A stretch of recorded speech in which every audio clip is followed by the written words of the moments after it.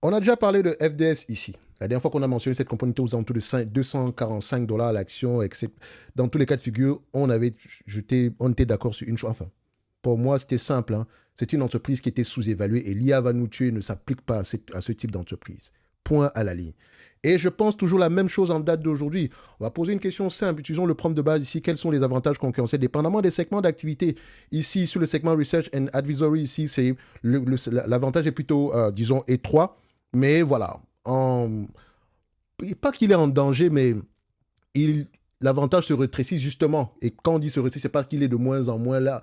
On va dire qu'il est de moins en moins large tout simplement parce qu'il y a ce risque de désintermédiation ici par l'IA, etc.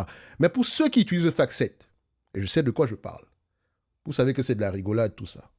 OK? Laissez-moi savoir en commentaire ceux qui ont déjà utilisé cette plateforme-là. C'est comme dire que Coifin, c'est meilleur que Bloomberg.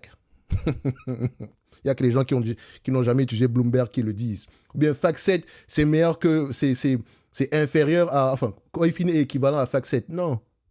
Non, non. Ça coûte cher pour une raison. D'accord? Ça coûte cher pour une raison. Donc, le segment Research and Advisory, oui, c'est celui qui est à risque. Mais le coût de changement ici, il est fort. Ensuite, le Analytic and Trading, etc., c'est plutôt stable. Et vous avez également le Content and Technology qui est qui a généralement le mot le plus là justement ici avec le COSI Global Service. Je vous laisse aller voir à peu près c'est quoi. Je pense qu'on a déjà mentionné plusieurs fois cette compagnie ici. Mettez juste pause. J'ai fait le travail pour vous ici. Donc vous pouvez cliquer, regarder qu'est-ce qui est écrit ici également.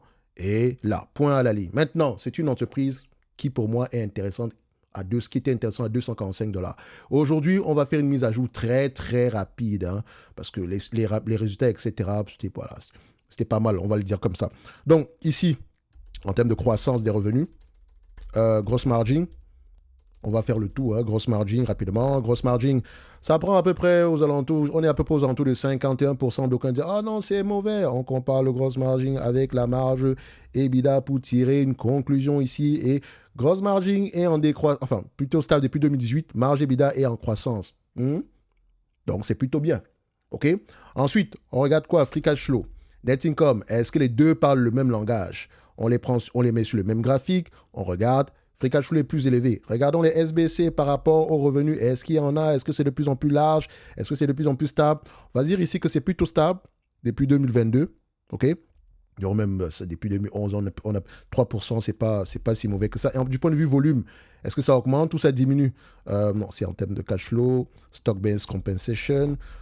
Regardez ça. Et du point de vue volume, on a une stagnation depuis 2023, mais voilà, par rapport à 2014, ici, on a une augmentation de 75 millions par rapport à une entreprise qui génère à peu près aux alentours de 700 millions par là. Donc, à peu près, c'est rien du tout. OK? Mais c'est quand même à observer et à vous de voir si c'est un risque que vous voulez courir ou pas du tout. Moi, ça ne me dérange pas. Ce type de business se négocie au moins aux alentours d'une vingtaine de fois les bénéfices. Aux alentours d'une vingtaine de fois des bénéfices. La pire chose qui puisse arriver à cette compagnie, c'est qu'elle se fasse racheter. Même pas qu'elle se fasse tuer par l'IA ou je ne sais pas quoi, c'est qu'elle se fasse racheter. C'est un business prévisible, les revenus sont généralement 100% récurrents, enfin, globalement récurrents. 397 $ l'action par rapport aux attentes de 2028. Quand on regarde les attentes ici, est-ce qu'ils ont de plus en plus élevé, de moins en moins élevé? C'est plutôt stable par rapport à ce qu'on a connu précédemment ici. Donc, on a même vu un changement à partir du 14 du mois de juin 2026. Donc, la dernière fois qu'on a parlé de cette compagnie, ça date de quand? Donnez-moi juste un instant. Faut pas que je dise des bêtises ici. Ça date ici du.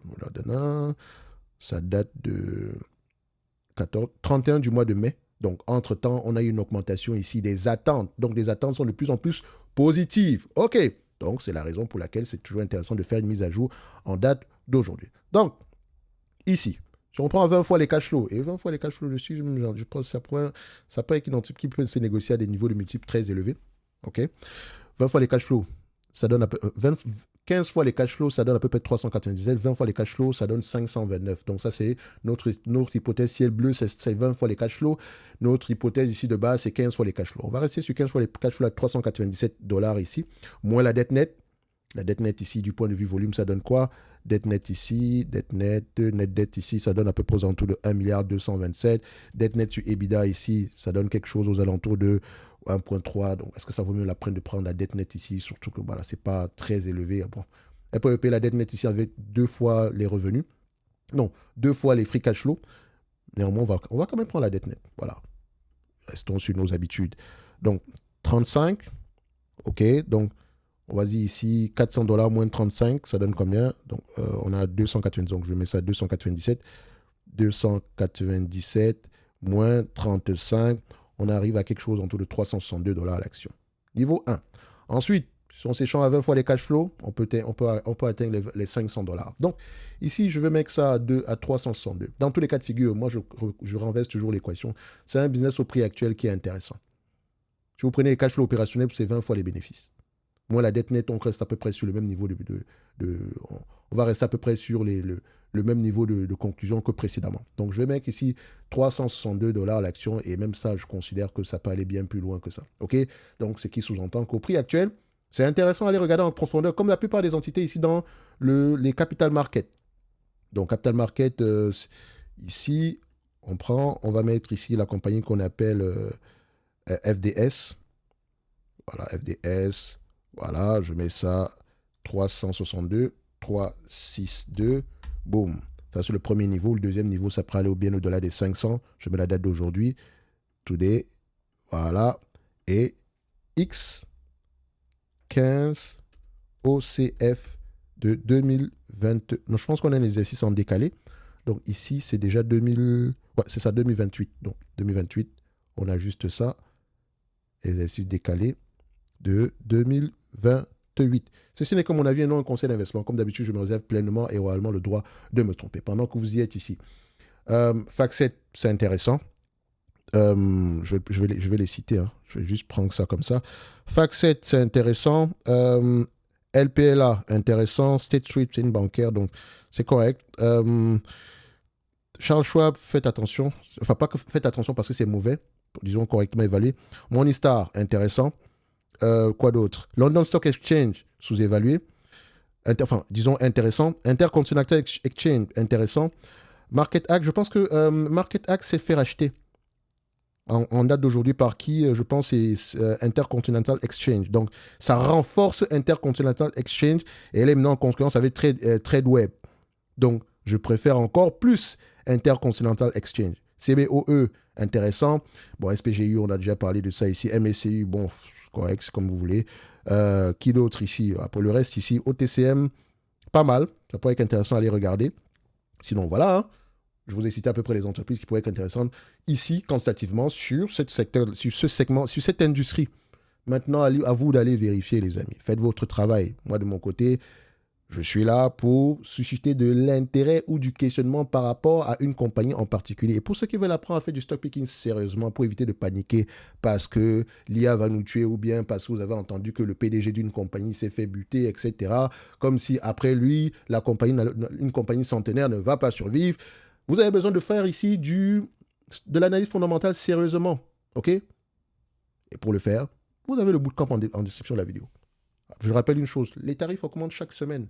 OK? Les places sont limitées. À vous de voir si vous voulez attendre, si vous avez des questions. Vous avez toutes les informations ici. Allez sur En Savoir Plus et voilà, vous avez un endroit où vous poser vos questions dans tous les cas de figure. Bref, pour moi, ça reste intéressant au prix actuel. On peut rajouter Gardner, etc. L'IA va nous tuer ne représente uniquement des opportunités d'investissement pour la plupart des entreprises déjà leaders hier. Merci. Oh, il faut qu'on parle du dividende, etc. Parce que ça vaut la peine de parler de ça. Regardez, je vais vous dire la totalité des bénéfices nets en dividende aujourd'hui, c'est 6,5%. Actuellement, c'est 1,64%. Donc, les dividendes peuvent continuer à croître. Derrière ça, qu'est-ce qu'ils font? L'entreprise également rachète des actions. Ils en ont énormément racheté d'ailleurs dernièrement. Qu'est-ce que vous voulez de plus? Ce qui veut dire ici que votre shareholder yield a sans doute augmenté ici.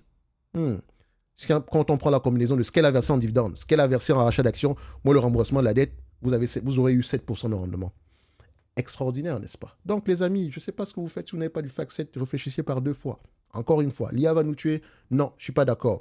Et je pourrais même rentrer ça dans le domaine des logiciels. Attention, OK? On va parler des capital markets, mais ça reste à peu près le même raisonnement. Donc, pour ceux qui ont lu la note d'analyse sectorielle dans le top premium ici, bon, ceux qui rentrent ici dans le bootcamp, vous pourrez la lire ici.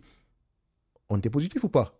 C'est toujours comme ça, les amis. Ne me croyez pas sur parole. Lisez vos rapports financiers, écoutez vos conférences calls et chacun se fera son propre avis. Mais investissez avec conviction. Si vous manquez des convictions en date d'aujourd'hui, ça veut dire qu'il vous manque une méthodologie. Donc, vous savez à peu près où est-ce que vous devez cliquer pour pouvoir apprendre à investir avec conviction.